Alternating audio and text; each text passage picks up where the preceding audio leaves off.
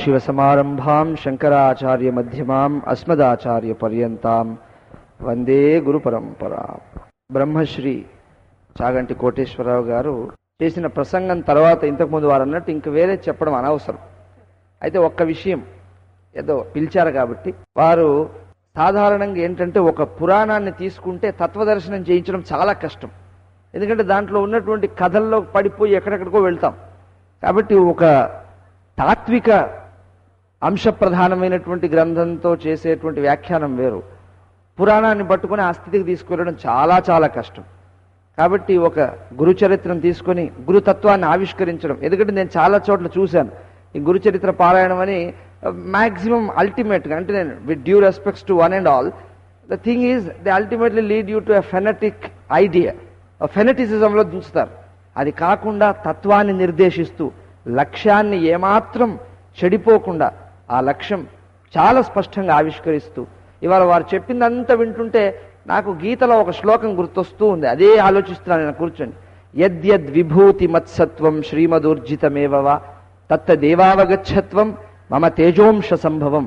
భగవంతుడు గీతలో చెప్పాడు, ఎక్కడెక్కడ ఐశ్వర్యం కనిపిస్తుందో, ఎక్కడెక్కడ బలము పరాక్రమము, ఇన్ని చెప్పనేలా, ఎక్కడ ఎనీ స్పెషాలిటీ, ఎనీ ఎండోమెంట్ ఏది కనిపించినా కూడా అర్జున అది నా తేజో అంశం వల్ల, అంటే కేవలం part of my divine energy అన్నట్టుగా చెప్పారు. ఇవాళ వారు చెప్పిన కథలన్నీ కూడా ఎంత చక్కగా ఆ స్థితికి తీసుకువెళ్ళాయంటే, మన పరిస్థితి ఎలా అయిందంటే మనది కాని దాన్ని మనం అనుకొని ఇబ్బంది పడుతున్నాం.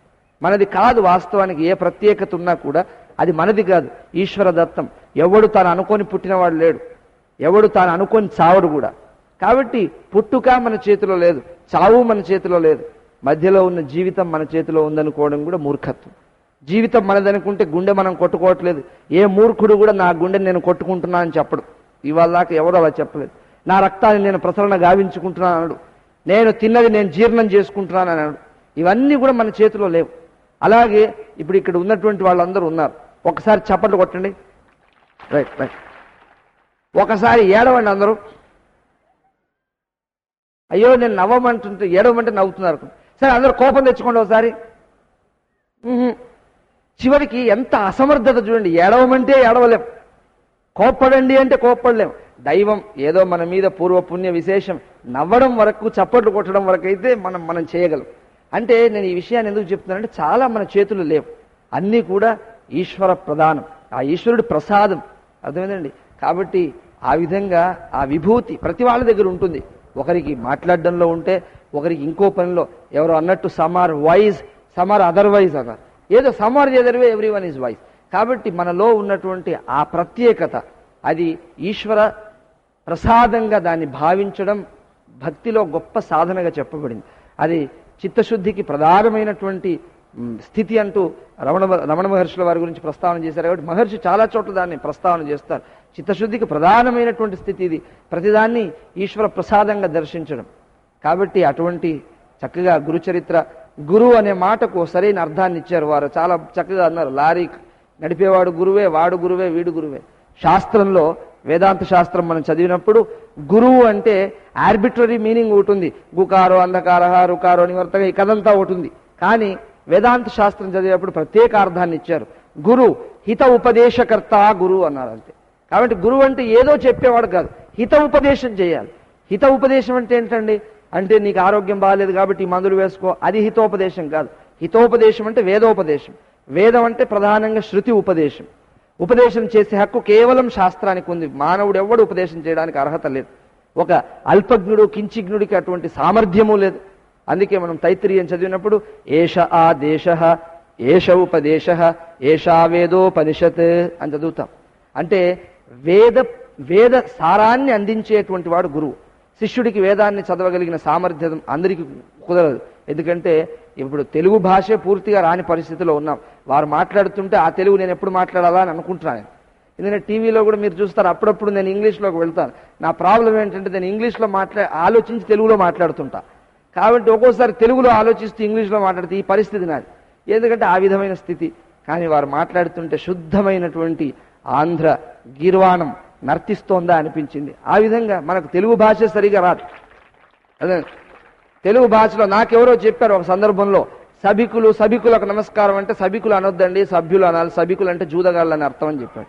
ఎంత దౌర్భాగ్యం చూడండి. సభికులు అంటే జూదగాళ్ళని అర్థం ఉంది కాబట్టి సభికులకు నమస్కారం అనకూడదు అన్నారు. అలా చాలా పదాలు ఉన్నాయి, మనకు తెలియదు. ఇక సంస్కృత భాషకు వచ్చేసరికి అది అసలు అర్థం కాదు. సంస్కృత భాష పూర్తిగా వచ్చినా కూడా శాస్త్రాన్ని చదివితే అసలు అర్థం కాదు. నాహం మన్యే సువేదేతి నోన వేదేతి వేదచ విజ్ఞాతం అవిజానతాం అవిజ్ఞాతం విజానతాం.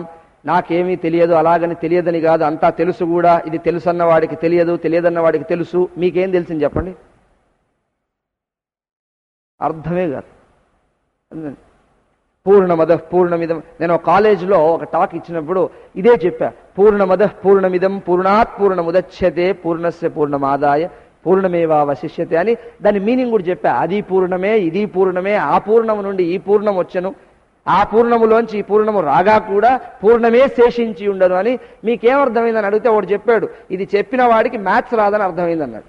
ఎందుకంటే పూర్ణంలోంచి పూర్ణం వచ్చాక పూర్ణం ఎట్లా ఉంటుంది, అసలు how can there be 2 infinities అని అడిగాడు. So this all technical language, అందరికి అయ్యేటువంటిది కాదు. అందుకే శాస్త్రాన్ని చదవడానికి చాలా అర్హతలు కావాలి. పారిభాషిక పదాలు, మీరు నేను అదే పదం వాడతాం, కానీ ఆ పదం ఒక నిర్దిష్టమైన లక్ష్యార్థం కలిగి ఉన్నది. అదే పదం ఇంకొక సందర్భంలో, వేదాంత శాస్త్రంలో చాలా ప్రమాదం ఇది. అర్థ సందర్భాలు నిరంతరం మారతాయి.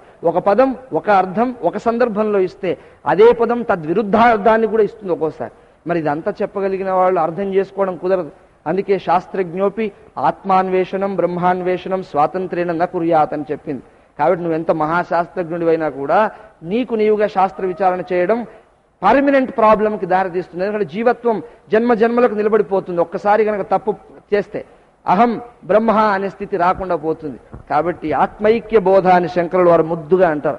ఆ ఆత్మైక్య బోధ ఆవిష్కరింపబడదు, జీవత్వం ఫర్ ఎటర్నిటీ సెట్ అయిపోతుంది. కాబట్టి గురువు లేనిదే చదవద్దంటారు.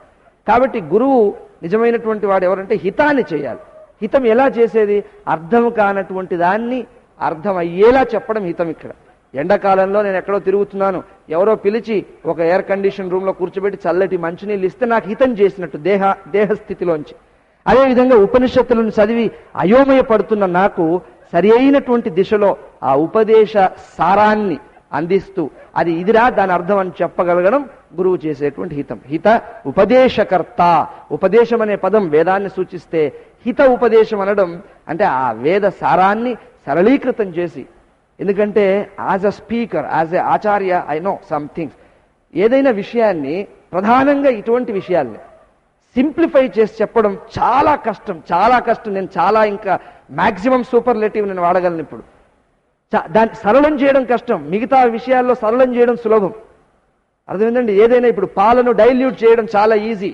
మన పాలు పోసే వాళ్ళందరికీ తెలుసు అది ఎంతో ఈజీ. ఎక్కడ బోరింగ్ కనిపించినా, బోరింగ్ దాకా కూడా అవసరం లేదు, మురిగ్గుంట కనిపించినా సరిపోతుంది పని. కానీ శాస్త్రాన్ని సరళం చేయడం నిజంగా పెద్ద సమస్య అండి. అది ఛాలెంజ్, అసలు సామాన్యం కాదు, ఛాలెంజ్. ఇక్కడ కూర్చోవడం చాలా మందికి అనిపిస్తుంది, అబ్బాయి ఎంత ఈజీ అండి, ఇది భలే ఉంది, ఇన్ని వేల మంది ముందు కూర్చున్నామని. కానీ అది లోగుట్టు పెరుమాళ్ళ కెరక అంటారే, ఆ మాదిరి పరిస్థితి అండి. అంత సరళం చేయకపోతే ఆ స్పీకర్లో నడుస్తూ ఉంటుంది, ఒక ఆవిష్కరించాల్సిన అంశం తనలోకి వస్తుంది. దీన్ని ఇలా చెప్తే ఎంతమందికి అర్థమవుతుంది, దీన్ని ఏ ఏ తర్కాలు జోడించాలి, ఎలాంటి ఉపాఖ్యానాలన్నీ అందించాలి. ఇదేం తక్కువ వర్క్ కాదు, లిటరల్గా అష్టావధానం అవుతుంటుంది లోపల. అప్పుడు ఒక సరైన దిశలో బయటకు వస్తుంది. కాబట్టి ఇటువంటి చక్కటి స్థితి గురు చరిత్ర అంటూ ఒక చిన్న అంశాన్ని తీసుకొని మదం తలకెక్కితే వాడు ఎంత పతనం అవుతాడనేటువంటి దాన్ని నిరూపించి అద్భుతమైన ఆవిష్కరణను వారు చేశారు. నేను వారి గురించి విన్నది చాలా తక్కువ అని ఇవాళ అనిపించింది. ఇది వారిని పొగడ్డానికనో లేదా సన్మాన గ్రహీతలను ఏదో ఒకటి పొగడాలని చెప్తున్న మాట కాదు. ఆల్రెడీ నన్ను టీవీలో విన్న వాళ్ళకి నేను ఎంత ఇదిగా చెప్తానో తెలుసును. ఏది సహించనని నాకు ఆల్రెడీ ఉంది. ఆల్రెడీ నా మీద బ్యాన్ పెట్టారు చాలా వాళ్ళు. ఈ వాళ్ళు సో ఆర్గనైజేషన్ వాళ్ళు ఎవరు నన్ను పిలవరు. ఎందుకంటే టీవీలో ఉతికి ఆరేసా ఒక్కొక్కరిని. అది అందరికీ తెలుసు. నేను నోరు తెరిస్తే ఎక్కడో ప్రాబ్లం వస్తుందని తెలుసు. కాబట్టి నాకు పొగిడే అవసరం కూడా లేదు. వారిని వాస్తవంగా నా హృదయాంతరాల నుంచి పొగుడుతున్నాను. ఇది పొగడత కాదు, ఆ వాక్ సరస్వతికి అభివందనం అంతే. కాబట్టి వారి లోపల అటువంటి దివ్యమైనటువంటి శక్తి, ఇది అందరికీ వచ్చేటువంటిది కాదు. మాట్లాడడం చాలా మందికి ఉంటుంది తప్ప శాస్త్రాన్ని అనుసరించి మాట్లాడడం రాదు. కాబట్టి అది కూడా ఒక గొప్ప వరం. కొంతమందికి శాస్త్రం బాగా వచ్చు, పాపం మాట్లాడలేరు. వాళ్ళు రాసి ఇవ్వమంటే ఇస్తామండి అంటారు. కాబట్టి మరి ఈ రెండు ఒక చోట చేరడం అనేటువంటిది చాలా కష్టం, బహు దుర్లభం. అటువంటిది మనకు వీరిలో సంపూర్ణంగా కనిపిస్తోంది. వారి వాక్సుధను 9 రోజులుగా ఆస్వాదిస్తున్న మీరు అందరూ ధన్యులు. కాబట్టి మీరు విన్నది ఏదో గురు చరిత్ర అనుకుంటున్నారే కానీ నా ప్రకారం, ఎందుకంటే ఆయమే వేదాంతి, నాకు మీరు ఇంకా మిగతా వారు చెప్పినని కూడా నాకు తెలియదు. నిజంగా భాగవతం మేము అంత పూర్తిగా చదవలేదు. కాబట్టి వారు చెప్పిన అంశాన్ని, ఇవాళ విన్న అంశాన్ని బట్టి చూస్తే వారు దాదాపు వేదాంతాన్నే ఇంకో కోణంలో చెప్పారంతే. వేదాంత శాస్త్రాన్నే ఇంకొక యాంగిల్లోంచి మీకు తెచ్చారు. ఈజీగా ఎలాగైతే చేదు మందును బెల్లంలో పెట్టి నోట్లో వేస్తారా ఆ మాదిరి చేసిన ప్రయోగం. ఎందుకంటే ప్రతిదీ మేము చదివిన శాస్త్రం అంతా స్ఫురిస్తోంది వారు చెప్తుంటే ఒక్కొక్క అంశం. కాబట్టి శంకరుల వారు ఒక చోట అంటారు ఎంతో అద్భుతంగా, ఆత్మైక్య బోధేన వినా విముక్తి న సిద్ధ్యతి బ్రహ్మశతాంతరేపి. ఆత్మైక్య బోధ రానిదే కోటి జన్మలు బ్రహ్మలు వచ్చిపోవచ్చుగాక వాడికి ముక్తి రాదన్నారు. కాబట్టి అటువంటి ఆత్మైక్య బోధను చాలా కుశలంగా, చాలా ఒక ఆచార్యుడికి 2 గుణాలు ఉండాలని మాకు పెద్దలు చెప్పారు. ఏంటంటే ఓర్పు నేర్పు 2 ఉండాలట. నేర్పు అంటే చెప్పగలిగినటువంటి కుశలత్వం ఉండాలి, కానీ దానితో పాటు ఓర్పు, కావలసిన తోర్పు ఉండాలి. ఒక్కొక్క అంశాన్ని అనేకమైన కోణాల్లో స్పృశిస్తూ అర్థం చేయించగలిగినటువంటి సామర్థ్యం ఉండాలి. అది వారి యందు సంపూర్ణంగా ఉన్నది. కాబట్టి వారి ద్వారా పరమేశ్వరుడు ఇంకెన్నో మహాద్భుతాలు ఖచ్చితంగా చేయిస్తారనేటువంటి ప్రగాఢమైన విశ్వాసం నాకుంది. ఆ దిశలో వాస్తవానికి నేను ఆహ్వానింపబడ్డాను ఇక్కడికి సుబ్బారావు గారి చేత. కాబట్టి ఆ విధంగా నేను సన్మానించాల్సింది, కానీ నేను కొంత స్వార్థపరుని, ఎక్కడికి వచ్చినా నా పని మొదలు చూసుకుంటుంటా. కాబట్టి మొదటి సన్మానం వారికి నేను చేస్తున్నాను. ఒక ఆలయంలో నాకు ఇచ్చినటువంటి శేషవస్త్రాన్ని నిన్ననే వంకాయల పళ్ళు జరిగితే ఏదో ఆలయం వాళ్ళు ఇచ్చారు, అది నా దగ్గర ఉండడం కంటే వీరి దగ్గర ఉండడమే దానికి సరైన స్థానమని భావిస్తూ అది భగవంతుడి ప్రసాదంగా నేను వారికి మొదలు అందిస్తాను. హరి ఓం తత్సత్.